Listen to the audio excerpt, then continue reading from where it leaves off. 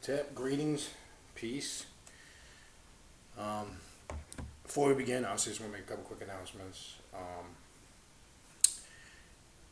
We have the upcoming event this weekend. Just to remind people, this is the last week. If you would like to attend the event, you need to contact us at khnum19@gmail.com. The event is the Ritual of the Nine Angles. That'll be taking place at Cultural Expressions in Hollywood, Florida. It's going to start at 7 p.m.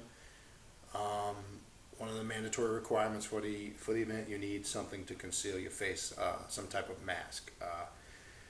You can choose whatever that mask is. Again, people have been sending me emails as far as what kind of mask I should get. That's entirely up to you. Ritual attire is all black, a black robe or all black attire, no jeans, no t-shirts, no shorts. That ritual again is this Saturday, January 27th at 7 p.m. Cultural Expressions in Hollywood, Florida. Also, if you are interested in a consultation, instead of contacting me, asking me how a consultation works, if you're watching this video, this is how it works. It lasts up until an hour, maximum time, or if we get done before an hour. I charge $52 to do that consultation. It can be done in person. If you can't get to me in person, it can be done on a social media platform. I do prefer Google Hangouts. Skype as a second option. The emo app or a FaceTime app works also. That can be done that way if you can't get to me face to face. It can be paid for via PayPal, or I can take a credit card over the phone before we start via Square payment, and a receipt gets automatically sent to you right after the payment is processed. How the consultation works, basically you dictate how that works. We could discuss whatever you want. We could focus on a specific area if you have questions.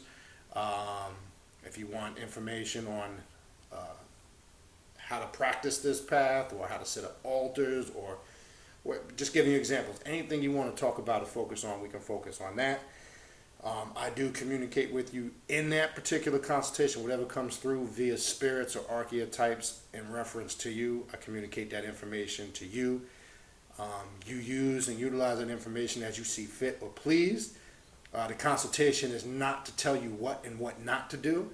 The consultation is to give you guidance, information, knowledge, and wisdom, so you can take that, apply it, and utilize it to better yourself. I can guarantee you this, for the many people I've done it for, it helps a lot of people out, and that's the purpose of it.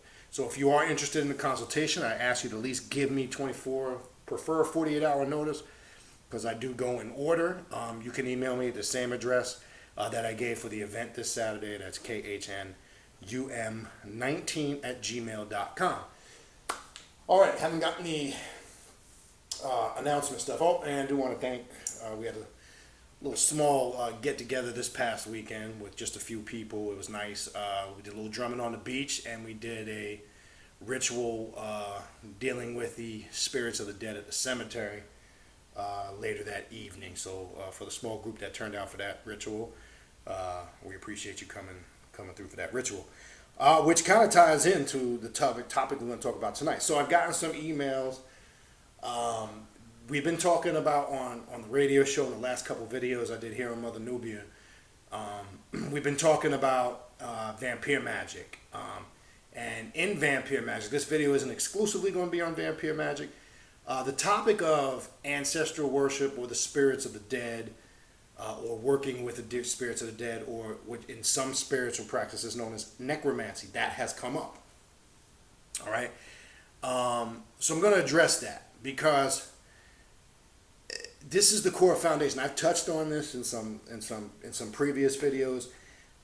So the question arises: the importance and connection of ancestral worship, also known as necromancy, working with the spirits of the dead, which I know that's a term, dead in the sense that they're dead physically, but really, as I've always said many times over, it's really the abode of the eternal living, because when you're in that state of energy, energy can never be destroyed. It constantly, it keeps vibrating, it keeps continuing on, and it cannot be destroyed.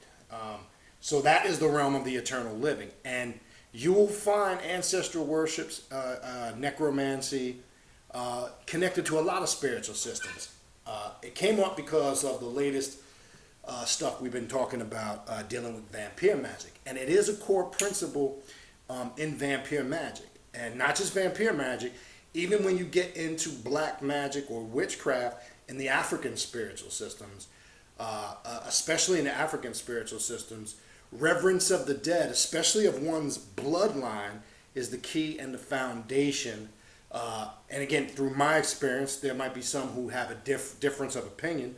I think it is a mandatory thing, and it's just for me. There might be others watching this video that do practice magic and don't even, mess with it and get results, and that's great. Power to you. But I know you can get greater results when you are incorporating the aspect of ancestral reverence and working with your ancestors and the spirits of the dead. Vampire magic, which we'll refer to it as necromancy, you will find, for an example, in a lot of the vampire rituals, the vampire mass, there is the acknowledgement and feeding or giving offering to the ancestors. Now, really, in essence, when you look at it, as I said before, I might have mentioned this on some level, I can't remember or not. Even in the Christian faiths, especially the Catholic Church, but the Bible in itself, there is a reverence and acknowledgement of ancestral worship. One only has to go into the first book of Matthew, the first chapter, and you see the lineage from so-called Jesus Christ on back to Adam. So bloodline has always been important. Ancestral worship has always been important. It doesn't matter. You can go into the Egyptian culture. Obviously, in the Ifa, known in modern day times as Santeria, it's been important. You can go into the West African traditions of Palo, African witchcraft and sorcery. There's always that acknowledgement and reverence of the ancestors. So you can trace it from modern day Christian religions that kind of evolved out of these ancient African religions, and you can trace it back to some of these ancient spiritual systems that go back to Africa and even in Egypt. Egypt talks about, for an example, and what I'm trying to get people to see is, I'm trying to connect how all these cultures have this similarity in connection with ancestral worship or necromancy. Even in ancient Egypt, they talk about the concept of eternal life, but nobody really breaks it down in its essence. What did the ancient Egyptians mean when they talked about the concept of eternal life? Well, part of that process was keeping the bloodline pure, keeping that spiritual bloodline and physical bloodline connected. So when one, great king or family member passed on, that, succession was passed to the next member, then on to the next member, where each individual was given the knowledge, the wisdom, and the secrets, to keep that in order to build themselves up, in order to make themselves great, in order for them to tap in, to their higher abilities spiritually, whether it was working Heka, what they call in ancient Egypt as spiritual magic, whether it was gaining power, etc. So the concept of eternal life wasn't this spooky concept that when you die, you go to some spiritual abode that's likened to what, say, Christians or Muslims call heaven or Jannah or paradise. That's not what it meant. See, a lot of these things or these concepts that became religious later on really were very simply explainable when it was taught in its original form. So that was their really concept of eternal life, keeping the bloodline pure, keeping it constantly living, starting with the lineage of the great gods or deities to the great leaders in these cultures and dogmas and spiritual systems on down to the practitioners. And you'll find that a lot of these great systems, no matter how many books you read, and again, I always say this, not meaning that you should not read books, that you should not study, but remember, to really understand the mysteries, to really understand, quote unquote, the so-called secrets, to really get a deep, introspective to the knowledge and the wisdom, a lot of this information was passed mouth to ears. A lot of this information and knowledge and wisdom was gained by being a practitioner as you started to learn and opened yourself up and made yourself more receptive, especially to the ancestors and acknowledging of ancestral worship. Certain gifts would come to an individual. Certain knowledge would be given to an individual. What do I mean by that?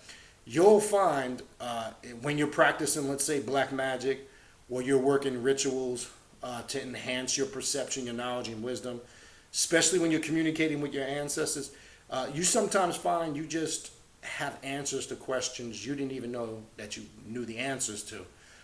You get an inner sight, you get this natural intuition that kicks in. And that's called what you can use the term aligning yourself, tuning yourself into your ancestors. That's the gifts, and that's the power you get from that. Now, again, I'm only saying that, and I don't want anybody to take what I'm saying for face value. I recommend that you experience it for yourself so you can now not just hear what I'm saying, but understand what I'm saying. Now, these are one of the key reasons why I say, in my opinion, and I believe it is a core foundation of being an adept of the black arts, of working spiritual magic, black magic in general, and gaining that power. Now, what I like to do and incorporate in my regular practices is I set aside, which is over there to a certain portion that I have set up that I work with my ancestors, a separate ancestral altar, where I always, I'm in a regular routine where Friday morning is a convenient day for me. So I'll do a specific thing on a weekly basis acknowledging my ancestors. Not that I don't do it in between or just do it on Friday, but I will always set aside acknowledging my ancestors, saying some by name. There's many different ways you can do it. Some of the ancient African traditions of it are, for example, this here, you can probably see it, but creating what they call an ancestral staff. Some will call it in some traditions an igun stick. So you can go before your ancestral altar, let's say, and you could tap the stick on the floor 3 times and say the names of individuals for an example, that are your blood relatives that have passed on. And I always tell people another simple way is I also would end it with, and I acknowledge all the ones that I'm not aware of that are connected to me by blood. There's simple ways of doing it, but that's a simple acknowledgement. And by setting up the ancestral altar, which is a good practice, it's always there for always making that connection with your ancestors. Now, there's many different rituals you can do as an adept of the black arts and incorporating necromancy and ancestral worship. For an example, you can go into the Voodoo pantheon and work with a lot of crossroad deities or spirits of the dead like Baron Samedi, Baron LaCroix. Another spirit that I'll work with regularly, for an example, you probably see the Holy Death back there in the background. I don't want to move around the camera too much. That is, another archetype that connects you to the realm of the dead, which I said is actually the realm of the eternal living. So there's many different spiritual systems, like, again, as La Santa Muerte. You can incorporate the Holy Death. You can incorporate things from the Voodoo pantheon. You also find in Palo and the Ifa traditions that there's a connection there to ancestral worship and lineage. So I wouldn't get it twisted. I mean, again, some people might have a difference of opinion. I would differ to disagree with that. I think it is a core element. I think it is an important practice. And I can attest to people that I've worked with over the years, people that I know have found, whether they were or not, but when they did start incorporating ancestral worship and ancestral reverence, things progressed and grew even bigger and better for them. So I think that it can't be negated. Now, vampire magic, again, as I said earlier, because this was a topic we've been talking about on the radio show and we've been talking about lately here at Mother Nubia, they'll refer to, again, necromancy. Even when working with the vampire spirits, or what they call the prana energy or the prana spirits, when a vampire, I can attest to, when you're practicing vampire magic and you discipline yourself to travel to the astral realm, you will encounter a lot of these ancestral spirits or that have a lineage connected to these prana energies. Now, this is important because if you've already incorporated practices to prepare yourself for that experience, the transition is smoother. Now, the astral traveling has come up a lot lately in the last couple of weeks. It's a very in the feedback I've gotten from it and talking to people, it's a very at length discussion because people have different outlooks and opinions on it. You have some people that don't really think astral travel is a real thing, or they don't think it's attainable, or it's not what people explain it as. You have some people that don't even accept it at all. And I can only say to those people, it's because they've never experienced it. And rightfully so. If you've never experienced something, you should not accept it as a reality or a fact. So I get that. But at the same token, something I had to learn over the years, just because you might accept something that you have not experienced, or I'm not saying not accepted, that just because you might make a statement about something as being false because you haven't experienced it, I've learned over the years that that's not entirely true either. So it's different if you're saying you don't accept it because you haven't experienced it, and I get that, and that's something you should do. But if you're not saying it based on that, and you're just making a blunt statement because you really haven't come to the conclusion that it's a reality and you just write it off, that's not the case. So I find most people, when it comes to topics like that, such as astral travel, they'll tend to take one of those two positions. Either they don't accept it at all, or if you've experienced it, or those individuals who have, they do accept it as being a reality.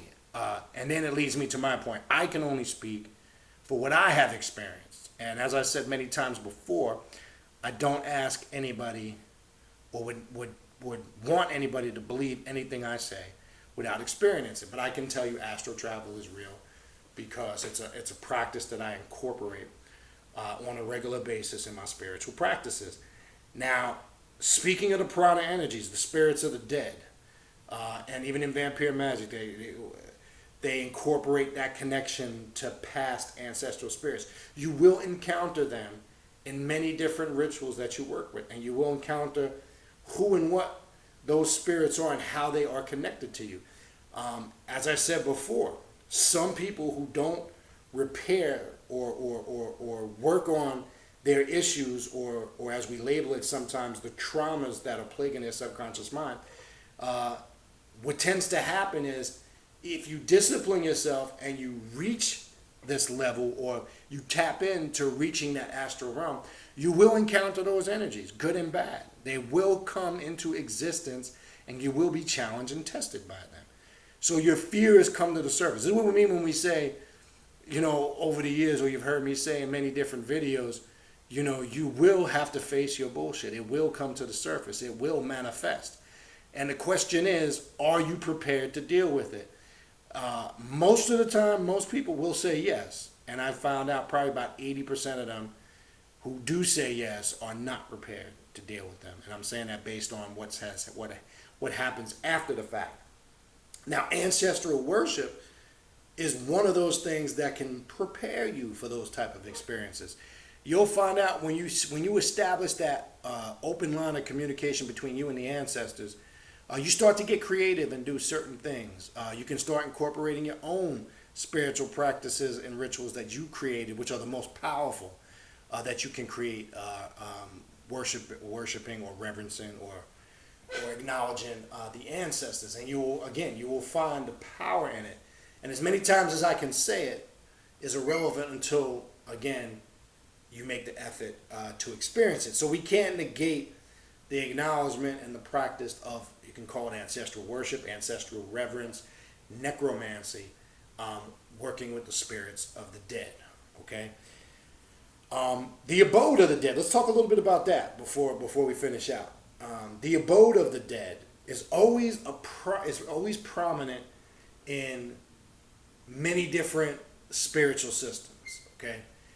You have in the Ifa traditions, you have Iku, or the spirit of death. You have the path and road openers that connects you to the many different paths, known as Elegua, in many different forms. There's always that connection with the realm of the abode of the dead. That abode that opens you up to the spiritual mysteries of the universes, that connects you to a higher source of knowledge and wisdom. You can go into ancient Egypt, right? The abode of the underworld. Many deities were affiliated with that great abode. You had Osiris in the underworld. You had at one point Set, which most people are not aware of. Remember, Set was one of the most reverenced deity or highly acknowledged deity when connecting to that spiritual realm or abode. And then of course you have Anubu, or who they call Anubis, who is the deity they call of the underworld. And one must go through those gates or underworld for their spirit to be perfected, to become a perfected soul, to reach that highest state of elevation. One must go through the abodes of the underworld, and Anubis is the guide. Again, there's that connection with the abode of the dead. So you can find necromancy, ancestral worship, connecting to the spirits of the dead in many cultures. La Santa Muerte, which goes back, or the Holy Death, which goes back to the Aztec and Mayan culture, because that was a goddess of the underworld. Okay, so I mean the list goes on and on. I mean, you could do your own research, but you'll see there was always gods, and I mean you can go into the Norse traditions of the Vikings. There's gods or and goddesses of the abodes of the dead in all of these spiritual systems. So there's always that core connection to necromancy and the abode of the dead. I don't give a shit what anybody says. I don't care what spiritual tradition you practice. And you still have a lot of people who claim to be comedically conscious, and there's not really a lot of that aspect of ancestral worship and the abode of the dead, or working with the spirits of the dead, that's discussed or talked about on a wide scale level. Now you'll also see in a lot of African traditions, you'll see libations, right? You hear the term pouring out libations for the spirits. Well, that's done in black magic too. There's offerings done in black magic too, and being an adept of the black art, even in demonology work. I remember I referred to a book a couple of times on these shows, The Black Ship, and the author is Malthus. That's a book that has a whole section in it in its entirety that deals with ancestral worship. It has specific rites, specific rituals one can do, different feasts, all incorporated into demonology work and being an adept of the black arts. So all that's there. You just have to look closely. So people have been sending emails in reference to that. Some aware, but I've been getting more emails about people that are not aware or unsure if there's a connection there, or is it? Some of the emails have been questions about, should it be something that's incorporated as a regular practice? So if you're asking me personally, I would say yes. And I would say yes, not because, again, that I'm telling you what and what not to do. You need to come to that realization of yourself. But I do tell people this, the very fact that you're inquisitive about it should probably tell you that you are probably leaning towards it, but you just need some encouragement or justification, for lack of a better word. But again, when topics like this come up and discussions like this come up and questions like this come up, remember, an individual can only answer or should only answer based on their experience. So wholeheartedly, the answer to that question, in my experiences, would be 100% yes. Because again, when you go into, for an example, Ifa, even in the Ifa traditions, there's a whole aspect of it called Igun worship, and Igun is just another word for the ancestors. So you'll see, even in a lot of the spiritual work they do in Ifa, or which some might know modern day as Santeria, Yoruba, etc., you will see that the ancestors are always consulted first. The Igun are always consulted first when carrying out specific spiritual work or making inquiries. The ancestors are always consulted and connected in relation when working with certain Orishi.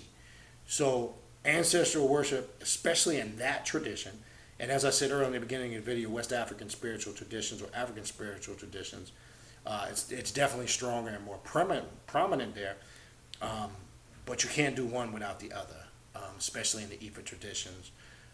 without working with the eagle or the ancestor. So, even when you take it up to practices, again, we can go, outside of what we call the Ifa traditions and go into, let's per se, vampire magic, as we talked about. But here's the trick. Here's the catch-22 with that. Remember, most people might hear that term in 2018 and think it's a fairly new spiritual system, in the sense that it's more modern day over the last X amount of years, and basically was grafted, from the previous systems. But you can trace it.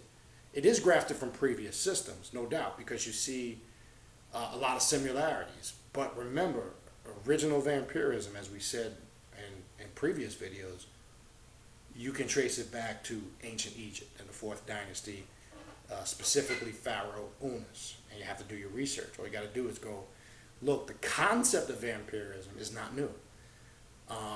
So this is why, when people do the comparison, they say, well, I don't know how vampirism connects with ancestral worship or consciousness, or Kemetic consciousness, etc., or African spiritual consciousness, but it does. It's just because people are indoctrinated with what they're told, as if a lot of these left-hand path practices, such as vampirism, as if they've only come along the last couple hundred years. And that's not true. One just has to don't even have to dig.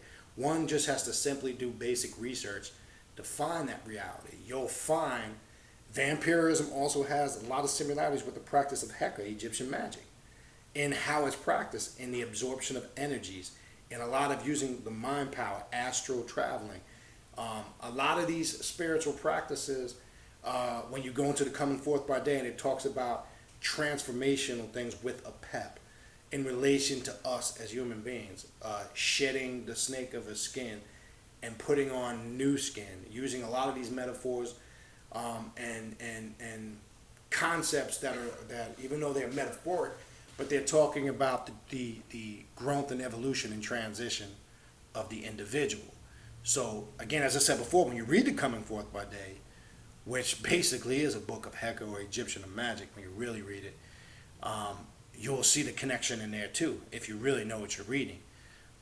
If you really understand what you're reading, because unfortunately I've seen some people who study quote-unquote Egyptology or Kemetic consciousness, that's become like a Egyptian Bible to them, and that's not what it was meant for. Because you see, even when you read the Coming Forth by Day, when there's a lot of spells in there, right? Spells are things that are used in Heka and magic in general, not just Heka or Egyptian magic, but you'll see there's a lot of blanks in the Coming Forth by Day where you insert your name, because the individual was to use those spells and magical formulas to better themselves. So you will always see throughout the Coming Forth by Day, you will always see again that ancestral lineage.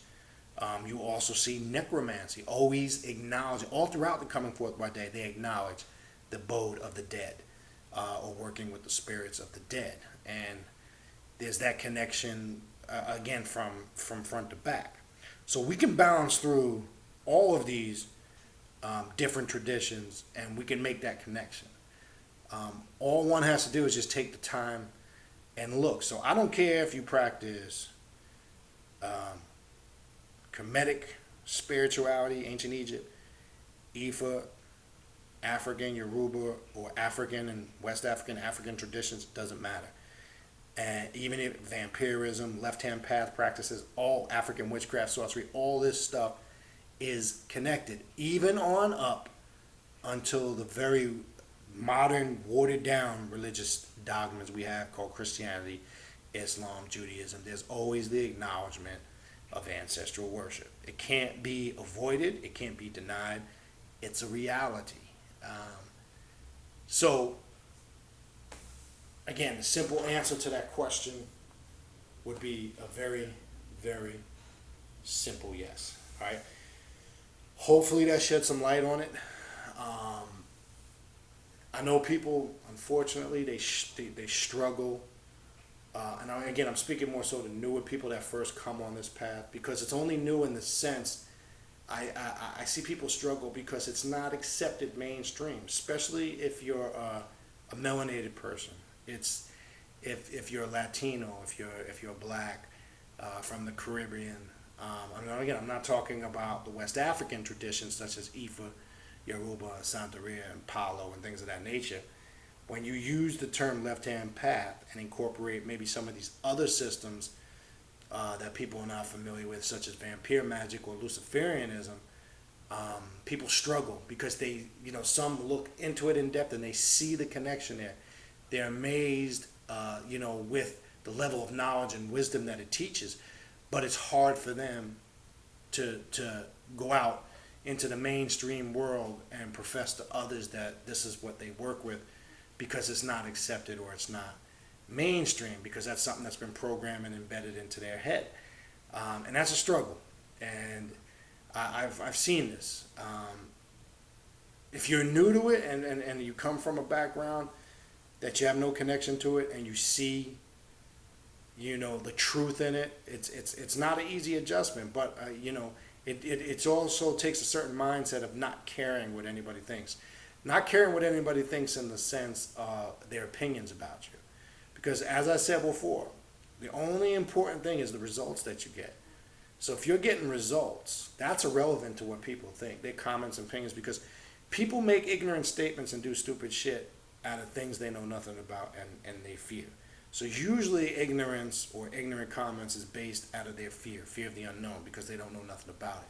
So it's easy for them to just shoot it down and then make it sound like it's something, horrific or horrifying, because they're not familiar with it. So one, to be successful on this path, you really should not care or worry about what anybody thinks. That's step one. And if you're constantly worrying and caring about what everybody thinks about you and what you're doing, then you'll never be successful on this path. Now, man, there's a way you carry yourself with dignity and grace. You don't need to walk around and, unfortunately, I always joke, you see a lot of these people that get into Kemetic spirituality, and everything about them from head to toe, they feel this need 24/7 to project themselves as being Egyptian or African and this and that. They got to wear all these things and all these external trinkets and dress a certain way with it, because to me that's subconsciously an insecure aspect that you have not addressed about yourself, that you feel the need to tell everybody what it is you're about, because your actions should show people what you're about and how you carry yourself. They'll know that there's something different or special about you, that they'll know that you're on a different path than they are because of the way you carry yourself. Now, all of us on the left-hand path don't walk around wearing big pentagrams all the time. We might wear a couple symbols here and there, but you learn to just blend in. Now, there are certain times where you're doing ritualistic work in group settings and certain events where, yes, there's times to dress up and be, external and have all these, physical external things on. But then there's a way to carry yourself with dignity and grace to blend in. You don't have to, profess, to everybody, what you are. But unfortunately, in some spiritual systems, some people feel like it's a mandatory requirement. So these are things to consider when you're struggling with certain aspects of it. Because I've gotten emails on that. People struggling with the transition, worrying about what family members might think, friends, colleagues. One thing, again, in relation to that, learn to separate that from your business and your private life. If it ever comes up in a business or a job setting, there's a way to kind of throw it in there when need be. I don't recommend you go on your job, regardless of what it is you believe in or spiritual system you deal with, and badger and promote it to people, because that's, again, not carrying yourself with dignity and grace. There's a way you carry yourself. Some people don't know how to do that too, and that's why they struggle. So know the fine line. Again, this is basic shit, but sometimes some people don't know the basics. A real master, whether it's a he or a she, I've always said this, is able to blend in amongst any group.